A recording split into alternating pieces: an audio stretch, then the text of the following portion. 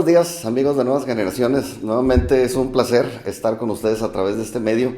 Y hoy vamos a ver un tema que tiene que ver con la celebración de resurrección, pero después. Entonces yo le puse después de la resurrección de Jesús y el tema o el subtítulo es enfocándonos en su reino. Y quiero comenzar el tema de hoy con una pregunta.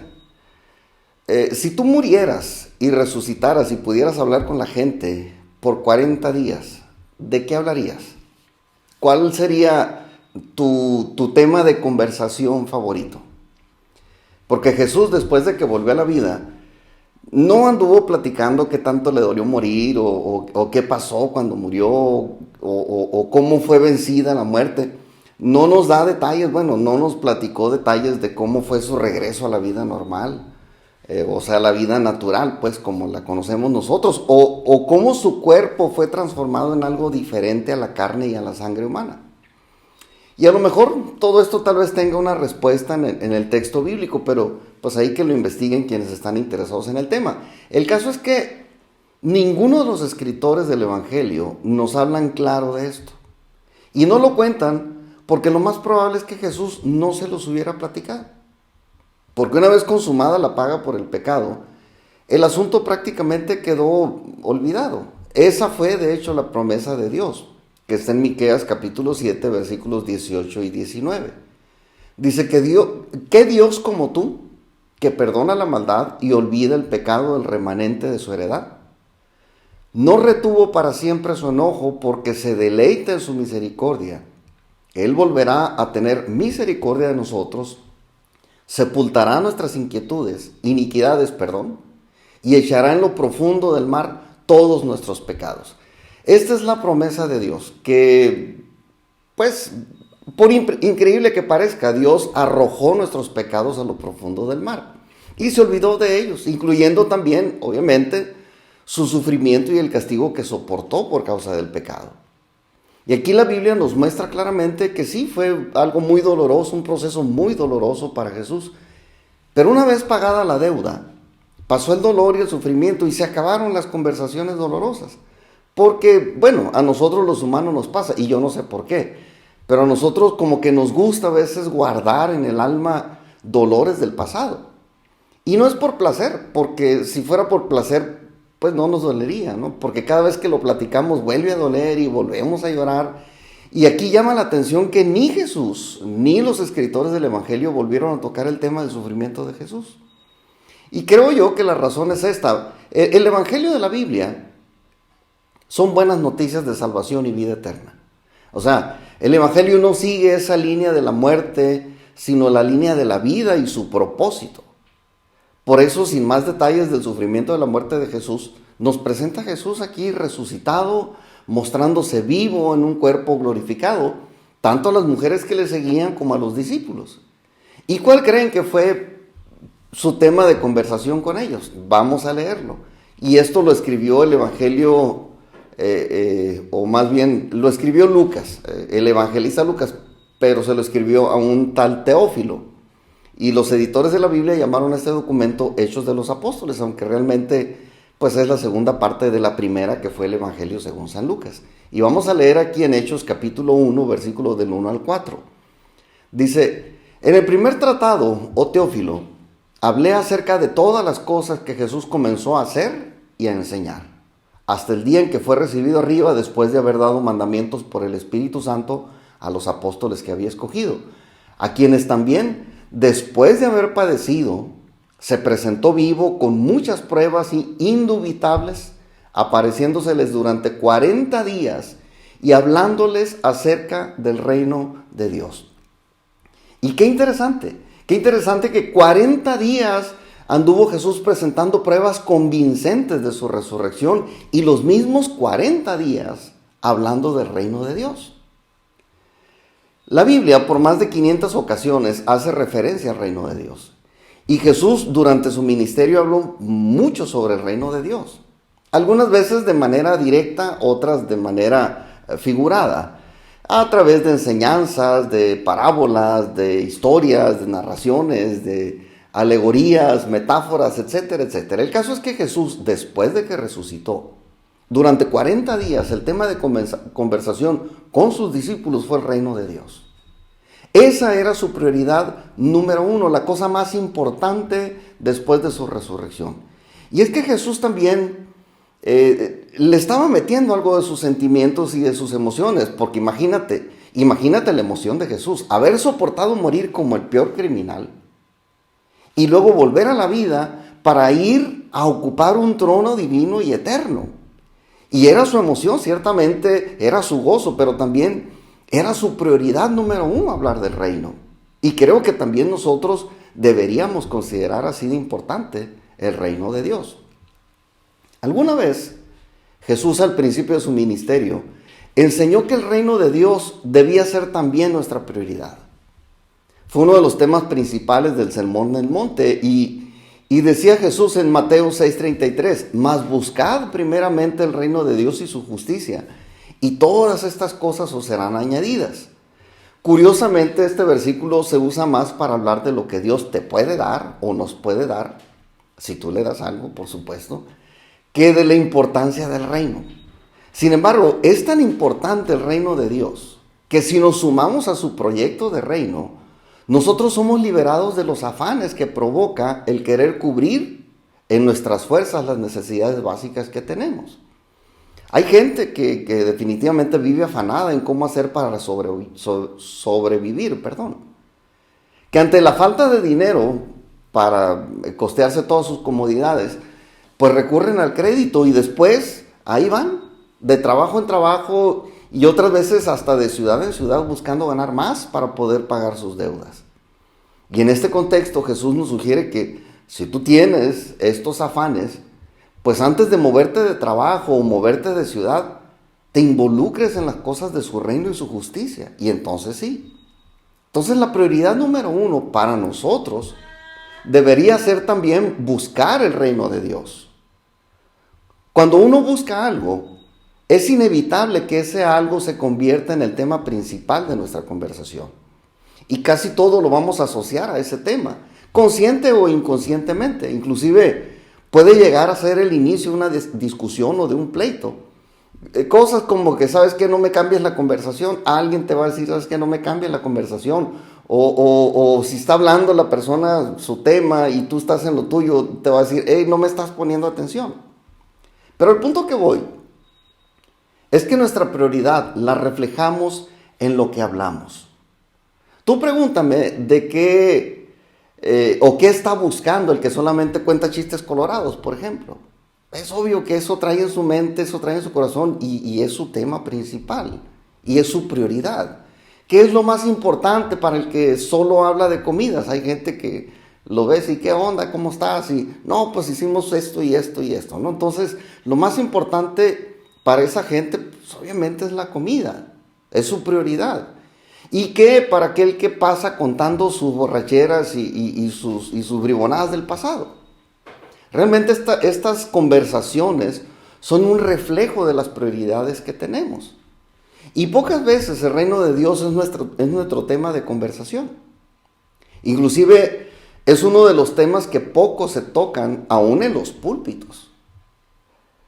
Pero eso refleja que el reino de Dios no es una prioridad en la mayoría de los casos para nosotros. Sin embargo, para Jesús sí era muy importante este tema, porque resucitó y se apareció durante 40 días para hablar del reino de Dios. Y después, tranquilamente, se fue al cielo para enviar a su Espíritu Santo.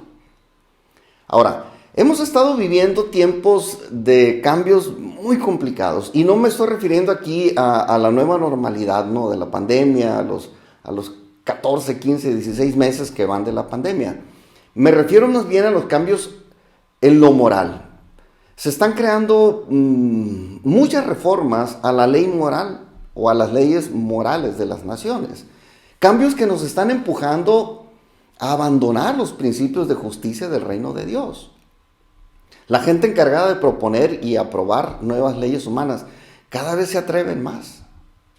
Y ya empieza a preocupar los cambios que están imponiendo unos pocos legisladores, porque son un ataque directo contra las normas del reino de Dios. Algunas personas o comentaristas ya hablan de que es un ataque directo en contra de la libertad religiosa, específicamente contra el cristianismo bíblico, porque ahora lo malo, según la Biblia, es lo bueno. Y al revés, lo bueno, según la Biblia, es lo malo. Entonces las consecuencias que vienen a la humanidad por esos nuevos estilos de vida, por esas nuevas imposiciones a los pueblos, es como una bomba de tiempo que en algún momento va a estallar. Y va a causar muchos problemas en la sociedad. O bueno, muchos más de los que ya tenemos. Isaías capítulo 5, versículo 20, dice, ¡ay de los que a lo malo dicen bueno y a lo bueno malo! Que hacen de la luz tinieblas y de las tinieblas luz. Que ponen lo amargo por dulce y lo dulce por amargo. Ese ay de dolor es para las comunidades o naciones que incurren en esas prácticas de lo que se está promoviendo ahora. Pero yendo un poquito más adelante, las consecuencias espirituales aún son peores. Porque Jesucristo dijo en Juan 5, versículo 28 y 29, dijo, no os maravilléis de esto, porque vendrá hora cuando todos los que están en los sepulcros oirán su voz, y los que hicieron lo bueno saldrán a resurrección de vida, mas los que hicieron lo malo a resurrección de condenación. Entonces las consecuencias de rechazar el reinado de Dios sobre nosotros en algún momento nos va a alcanzar, sea aquí en la tierra o sea en la eternidad. Y esta no es una advertencia solamente para las comunidades no creyentes en Dios. También es un llamado para los hijos de Dios, porque muchos que dicen ser cristianos no viven como ciudadanos del reino de Dios. Y aunque ciertamente conocen los valores del reino de Dios, no los practican en lo cotidiano. No lo tienen pues como una norma de vida. Ahora, institucionalmente en la iglesia, al no hablar del reino de Dios, porque vuelvo a decirlo, no se habla mucho del reino, se habla de prosperidad, se habla de salud, se habla de muchas cosas, pero pocas veces se habla del reino de Dios. Y cuando se deja de hablar del reino de Dios, en automático estamos dejando de enseñar acerca de los valores del reino y de su rey. Se está predicando un evangelio hedonista, un evangelio centrado en la satisfacción del ser humano, no en el reino de Dios ni en su rey. En algunas denominaciones ya prácticamente se perdió por completo la visión del reino y se han enfocado solamente en llenar las iglesias. Y sí se están llenando, pero con gente interesada en satisfacer sus propias pasiones, no en servir al rey. Y viven afanados por sentirse satisfechos y no tienen tiempo ni lugar para Dios. Y este es un problema que no es nuevo, pero se está agravando. Este problema ya existía entre los romanos en el tiempo de Pablo. De hecho, en la carta a los romanos, la carta de Pablo a los romanos, en el primer capítulo, versículos 21 y 22, dice, pues habiendo conocido a Dios, no le glorificaron como a Dios, ni le dieron gracias, sino que se envanecieron en sus razonamientos, y su necio corazón fue entenebrecido. Profesando ser sabios, se hicieron necios. Esto lo dice el apóstol Pablo. Entonces, la falta de interés por el reino de Dios implica mucho más que dejar de hablar asuntos de la iglesia. Y lo recalco porque muchos han confundido este concepto. Una cosa es la iglesia y otra cosa muy diferente es el reino de Dios. Para empezar, la iglesia como institución está dirigida por líderes humanos. En cambio, el reino de Dios está liderado por Dios mismo. Padre, Hijo y Espíritu Santo en unidad son los que lideran el reino de Dios. Mientras que la iglesia, vuelvo a decirlo, está liderada por humanos, por personas normales como nosotros. Por eso es muy peligroso perder el enfoque del reino de Dios. Es mucho lo que se pierde o lo que se puede perder cuando no hay interés por el reino de Dios. Más que algunas buenas amistades de la iglesia, porque hay que decirlo, encontramos muy buenas amistades en la iglesia. Y las podemos perder si nos alejamos de los parámetros de Dios o de las reglas de Dios. Inclusive podemos perder más que el bienestar, que la prosperidad material y la salud. Inclusive más que los edificios que a veces construimos para reunirnos. Edificios y ministerios se han perdido cuando se pierde el enfoque de reino dentro de las congregaciones o dentro de la iglesia. Yo recuerdo que a mi esposa y a mí hace algunos años nos tocó estar en la Catedral de Notre Dame, allá en París. Y me enteré que ahí ya no se celebraban cultos a Dios. Obviamente pregunté y digo, bueno, si es la iglesia y no sirve para eso, entonces ¿para qué sirve? Y me dijeron que era un patrimonio de la humanidad y que se usaba nada más como un museo religioso. Tristemente, a los pocos años de esa visita, se incendió el lugar. De hecho, todavía no terminan de restaurarlo. Pero, digo, si ya no tiene esa utilidad para la que fue construida, pues entonces, ¿qué caso tiene que esté allí? Y a Dios no le importa proteger esas cosas. Pero también pregunto, ¿dónde quedó aquel majestuoso templo de Jerusalén? No ha habido otro lugar para adorar a Dios como el templo de Jerusalén. Conozco dibujos de cómo fue aquel edificio, incluso maquetas de cómo era aquel edificio, pero la parte que yo conocí es solo un pedazo de muro, unas piedras pocas que están ahí. Y digo, ¿dónde quedaron aquellos hombres que ministraban en aquel edificio majestuoso? Y simplemente razono y digo, bueno, se dejó de adorar al rey en esos edificios y dejaron de ser útiles a los propósitos del rey. Y se perdieron. A Dios no le importan esas cosas. Nos importan a nosotros porque nosotros invertimos en eso. Pero a Dios no le importa. Entonces, perder el interés por el reino de Dios equivale a menospreciar al rey que preside precisamente el reino. Es perder nuestra norma, es perder nuestra identidad, perder nuestro propósito en la vida. Porque el reino de Dios no es un edificio, es un organismo vivo, espiritual, diseñado por Dios para poder gobernar entre nosotros y cumplir su promesa de ser bendición también para todos nosotros. Porque Dios siempre ha sido rey y ha querido bendecirnos como ciudadanos de su reino. Sin embargo, no hemos querido obedecer las reglas que el rey estableció en su reino, que son reglas divinas, diseñadas para que recibamos bendición y para que compartamos esa bendición con los demás. Y a la vez, para que seamos más eficaces en nuestro servicio a Dios. O sea, somos bendecidos por Dios, pues, pero para la gloria de su nombre. No es que Dios esté interesado en que nada más reciban. Él espera que nosotros glorifiquemos su nombre haciendo obras, buenas obras. Entonces, la intención original de Dios es gobernar en nuestras vidas, pero no con la intención de manipularlo, sino para que nos vaya bien a nosotros y a nuestra descendencia después de nosotros, porque es promesa de Dios. Dice Deuteronomio, capítulo 28, versículos 1 y 2. Acontecerá que si oyes atentamente la voz de Jehová tu Dios, para guardar y poner por obra todos sus mandamientos que yo te prescribo hoy, también Jehová tu Dios te exaltará sobre todas las naciones de la tierra, y vendrán sobre ti todas estas bendiciones y te alcanzarán si oyeres la voz de Jehová tu Dios. Y quiero decirte que bajo el nuevo pacto, a sus reglas, Jesús le antepuso su amor. O sea, antes de sugerirnos que obedezcamos sus reglas para que nos vaya bien, por amor a nosotros, entregó su vida en sacrificio. O sea, Dios formó al hombre del polvo de la tierra, y esta historia es larga, ¿no? La voy a tratar de sintetizar, pero Dios formó al hombre del polvo de la tierra y lo puso sobre la tierra precisamente para que le hiciera producir y administrara la producción. Pero como ustedes saben, también las fallas ocurrieron desde el principio. Y el hombre no quiso ser gobernado por Dios y prefirió vivir bajo sus propias reglas. Se corrompió tanto el mundo por causa del pecado, que Dios terminó destruyendo todo. Solamente salvó a Noé y su familia y a algunos animales, bueno, a los animales terrestres necesarios, ¿no? Para volver a poblar la tierra con la fauna y la flora.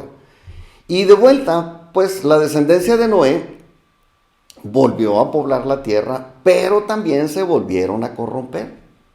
Hasta que Dios en algún momento llamó y escogió a Abraham para ser el padre de una nación universal. Una nación que se rigiera por la voluntad y las reglas de Dios. Pero Dios lo llamó porque Abraham estuvo dispuesto a obedecer a Dios incondicionalmente. En algún momento vamos a hablar más de esto, no ahorita. Pero estuvo dispuesto hasta ofrecer a su hijo en sacrificio para Dios.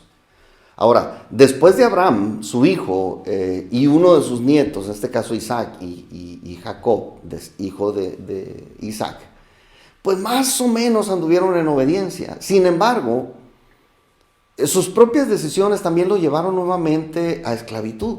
Y 400 años después, Dios envió a Moisés para liberar al pueblo y darle las leyes del reino. Después de Moisés, la ley se aplicó mediante los jueces hasta el profeta Samuel. Samuel fue sacerdote, fue profeta y fue el último juez de Israel. Y a diferencia de los otros profetas, de los otros hombres de Dios, él comenzó su ministerio desde la infancia. Después de los jueces, la descendencia de Abraham fue gobernada por reyes. Y no porque tuviera que ser así, sino porque así lo pidieron. No era algo que Dios hubiera querido para su pueblo. Dios hubiera querido gobernar a su pueblo y que su pueblo voluntariamente obedeciera sus reglas, pero no quisieron. Entonces el pueblo lo que hizo fue que pidió un rey. Y Samuel obviamente se sintió muy mal porque sintió que lo estaban desechando a él y a sus hijos. Pero esta decisión no estaba desechando a Samuel y a su descendencia del trono, sino a Dios.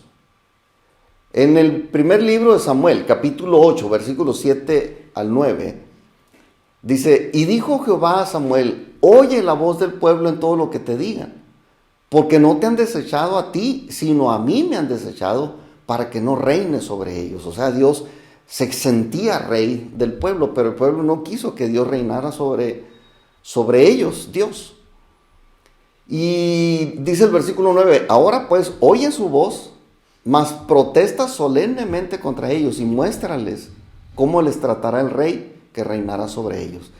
Obviamente Dios les concedió tener un rey, Saúl, pero eso no resolvió el problema. Al contrario, lo agravó. Y a lo largo del libro de los reyes, porque hay un libro de los reyes, bueno, 2 libros de los reyes, y a lo largo de los libros de los reyes, queda claro que los reyes solamente trajeron desgracia al pueblo. Las palabras claves del libro de los reyes son, y si tú anduvieres delante de mí como anduvo David tu padre, en integridad de corazón y en equidad, haciendo todas las cosas que yo te mando y guardando mis estatutos y mis decretos, yo afirmaré el trono de tu reino sobre Israel para siempre, como hablé a David tu padre, diciendo, no faltará varón de tu descendencia en el trono de Israel. Esto lo dice el primer libro de los Reyes, capítulo 9, versículos 4 y 5. Desgraciadamente, la frase más citada en estos libros de los Reyes es, e hizo lo malo ante los ojos de Dios.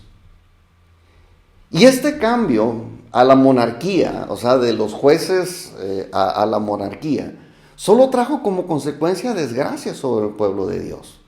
Desgracia manifestada en enfermedad, en ruina, en esclavitud, en opresión, en derrotas, etcétera, etcétera, etcétera. Entonces todo esto estuvo sucediendo hasta que vino un descendiente del rey David con carácter, con integridad. Y este gran personaje al que me estoy refiriendo aquí es precisamente Jesucristo, nuestro rey, ahora nuestro rey. Y a mí me llama la atención que después del fracaso de Saúl como rey, como primer rey de Israel, pues no se regresara al sistema de los jueces. Creo, y sin temor a equivocarme, que cuando algo no funciona, pues simplemente se desecha y se regresa otra vez al principio. Pero no, Israel no se regresó al sistema de los jueces. ¿Por qué? Porque Dios tenía dentro de su plan darnos el modelo de un rey perfecto. Y es aquí donde precisamente aparece Jesús, el Rey de Reyes. Y ahora, pues el reino de Dios es un reino que opera juntamente con los reinos o gobiernos humanos. Es un reino en el que ciertamente no se padece necesidad alguna, ni se carece de ningún bien. Sin embargo, tenemos que vivir pues conforme a sus reglas.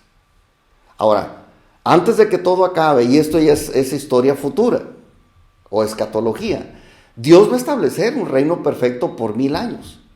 Jesucristo va a regresar a la tierra porque lo prometió y obviamente lo va a cumplir como ha cumplido todo lo que ha prometido. Pero Jesús va a regresar a la tierra Y con Él en el trono, nosotros como colaboradores suyos, entonces la tierra va a ser restaurada para mostrar al mundo que su plan era perfecto. Y que todo puede funcionar perfectamente cuando se gobierna con la verdad y la justicia. Tal vez pienses que falta mucho para el milenio o para el reino perfecto de Dios, pero no te preocupes. A ese reino puedes entrar ahora mismo si tú lo quieres, aceptando a Jesús como Rey y Salvador. Y en este reino, poco a poco nosotros vamos aprendiendo a vivir en integridad, en verdad y en justicia. Y cuando Jesús regrese, podremos nosotros poner en práctica todo lo que hemos aprendido. En la iglesia, precisamente, que es donde se enseñan los valores del reino. O donde se deberían de enseñar los valores del reino. Y vamos a reinar ciertamente con Él. Y todo esto es algo que vio el apóstol Juan en una visión y lo escribió precisamente en un libro que es el Apocalipsis. Y quiero leer aquí ya para terminar. Apocalipsis 20, versículos 4 al 6. Y dice así: y vi tronos, y se sentaron sobre ellos los que recibieron facultad de juzgar. Y vi las almas de los decapitados por causa del testimonio de Jesús y por la palabra de Dios, los que no habían adorado a la bestia ni a su imagen, y que no recibieron la marca en sus frentes ni en sus manos, y vivieron y reinaron con Cristo 1000 años. Pero los otros muertos no volvieron a vivir hasta que se cumplieron 1000 años. Esta es la primera resurrección. Y dice: bienaventurado y santo el que tiene parte en la primera resurrección. La segunda muerte no tiene potestad sobre estos, sino que serán sacerdotes de Dios y de Cristo. Y me encanta esta parte: y reinarán con Él 1000 años. Ahora, ¿qué hacemos mientras llegue ese tiempo? Podemos entrar en su sistema de gobierno y vivir en obediencia al Rey de Reyes, porque el reino de Dios no es algo lejano a nosotros, no como se piensa, ¿no? De hecho, hace casi 2000 años Juan el Bautista comenzó su ministerio con ese anuncio, y él decía que el reino de Dios se había acercado a los hombres. Y después de Juan el Bautista, Jesús anunció que el reino de Dios había llegado. Y quiero que leamos aquí Lucas capítulo 17, versículos 20 y 21. Dice: preguntado por los fariseos cuándo había de venir el reino de Dios, le respondió, este es Jesús, le respondió y dijo: el reino de Dios no vendrá con advertencia, ni dirán helo aquí o helo allí. Porque he aquí el reino de Dios, dice, está entre vosotros. Entonces el reino de Dios no es algo para disfrutar en el cielo, está entre nosotros. Es un reino terrenal y celestial a la vez, porque el rey ciertamente murió, pero resucitó y ahora es omnipresente y es eterno. Entonces Él está aquí, el reino de Dios está aquí porque el representante del reino, el rey, valga la redundancia del reino, está aquí de manera permanente. Mi oración es que tú seas parte de su reino, que te sumes al reino de Dios y disfrutes de todos los beneficios que Dios tiene para los ciudadanos de su reino. Que Dios te bendiga y por aquí nos vemos el próximo domingo, o si prefieres presencialmente aquí en nuestras instalaciones a las 11 de la mañana. Hasta luego.